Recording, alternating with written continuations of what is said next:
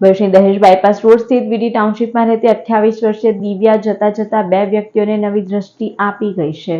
ભરૂચની વીડી ટાઉનશીપમાં રહેતા રાજેશભાઈ અને સંગીતાબેન મોગણીની એક દીકરી દિવ્યાનું 28 વર્ષની નાની વયે બુધવારે અવસાન થયું હતું. માતા પિતા દ્વારા દીકરીના દેહ અને ચક્ષુનું દાન કરાયું છે. દિવ્યાના પરિવારે ભરૂચના સંકલ્પ ફાઉન્ડેશનના ગૌતમ મહેતાનો સંપર્ક કર્યો હતો. સંકલ્પ ફાઉન્ડેશન દ્વારા મૃતકના દેહને પરિવારજનોની હાજરીમાં સન્માન આપી મેડિકલ કોલેજમાં ભણતા વિદ્યાર્થીઓના અભ્યાસ અર્થે દેહને દાહોદ ઝાયડસ મેડિકલ કોલેજ ખાતે મોકલવામાં આવ્યો હતો. આ સેવાકીય પ્રવૃત્તિમાં સંકલ્પ ફાઉન્ડેશન ભરૂચના સંજય તલાટી, અશોક જાદવ, ગિરીશ પટેલ હાજર રહ્યા હતા.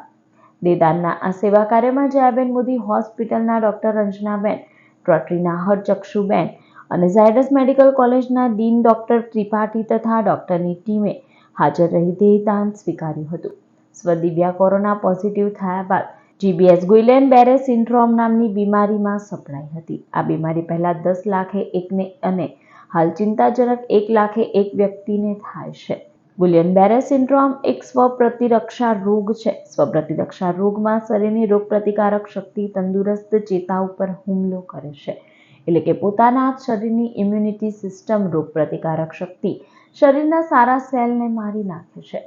તંદુરસ્ત ચેતાઓ પર હુમલામાં ધીમે ધીમે શરીરના અન્ય ચેતાઓ પણ અવયવોને હાનિ પહોંચાડે છે.